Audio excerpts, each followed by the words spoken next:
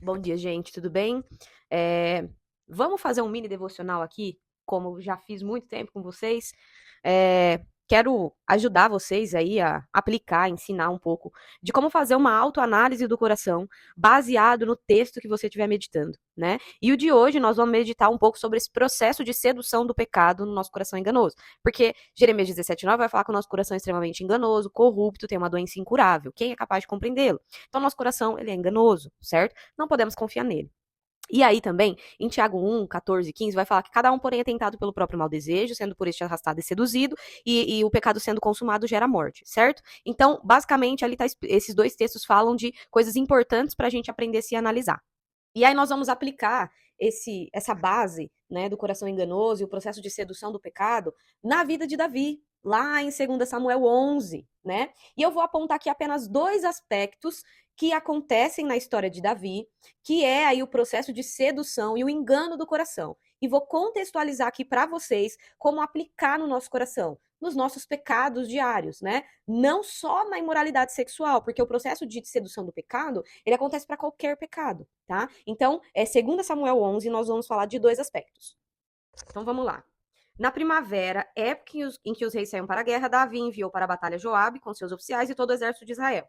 E eles derrotaram os amonitas e cercaram Rabá, mas Davi permaneceu em Jerusalém. Uma tarde, Davi levantou-se da cama e foi passear pelo terraço do palácio, né? Só aí nesse primeiro trecho aí, a gente consegue identificar o seguinte aspecto. Davi, ele estava se isentando de uma responsabilidade, ele não estava cumprindo com aquilo que ele deveria cumprir, e ele estava entregue aos deleites do seu coração. Ele acordou tarde, ele estava sem fazer nada, ele não foi para a guerra como deveria ser da sua função, do seu cargo como rei, de estar lá na frente da batalha.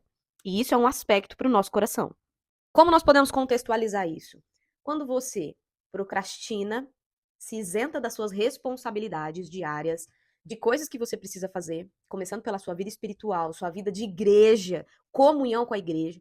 Quando você procrastina, dá lugar à preguiça, ao invés de fazer aquilo que precisa ser feito, aquilo que é disciplina para o seu coração, que é transformação para o seu coração, você se deleita em si mesmo. Você busca satisfação para você. Você está deleitando-se no prazer da sua carne, das suas vontades. E com isso, você muitas vezes se isenta da responsabilidade e dá lugar para fazer coisas que você gosta, como maratonar uma série ao invés de ler um livro, fazer uma aula, fazer um exercício, ir à igreja, participar de atividades da igreja, servir. Descansar não é errado, né? Descansar é um mandamento. O problema é quando o descanso se torna algo centralizado nos nossos prazeres e que nos leva a se isentarmos de responsabilidades, a isentarmos do lugar mais importante que nós devemos estar, que é no relacionamento com Deus. Quando nós descansamos longe do Senhor, sem se deleitar na palavra, sem ter satisfação nela e no Senhor, sem meditar nela de dia e de noite, o nosso descanso muitas vezes vai ser fugas que nós temos dos ídolos do nosso coração. Nós não nos satisfazemos em Deus, nem não nos deleitamos em Deus e fugimos para ídolos do coração. E aí a satisfação é sobre nós, o deleite é sobre nós e não sobre o Senhor.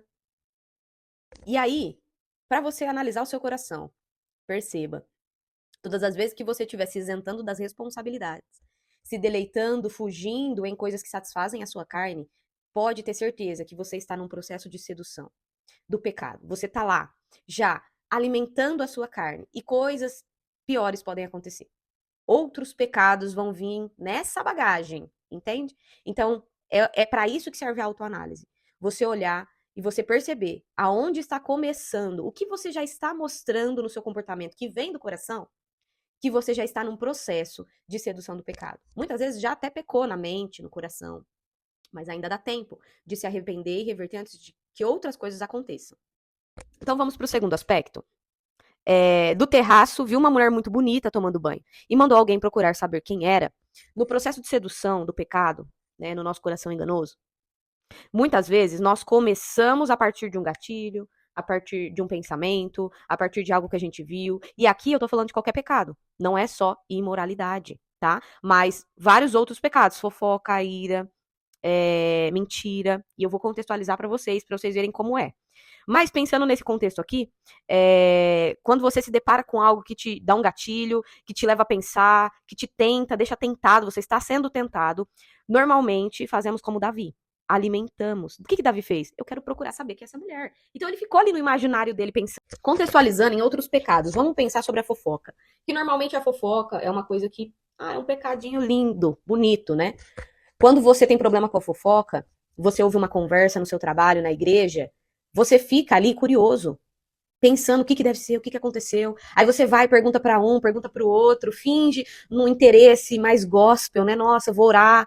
Isso é continuar alimentando a tentação de você querer saber para fofocar. Vamos pensar também na preguiça. Você sabe que você não consegue levantar no horário. E você faz o quê? Você fica apertando o botão da soneca do seu alarme do celular. Isso é alimentar o seu pecado, é o processo do pecado. Se você tem problema com a preguiça, você tem que levantar no primeiro alarme.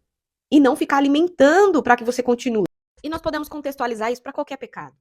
Não fique flertando com o pecado. Não fique alimentando ele na sua mente antes de consumá-lo. Não fique buscando querer saber do pecado. Busque querer saber do Senhor.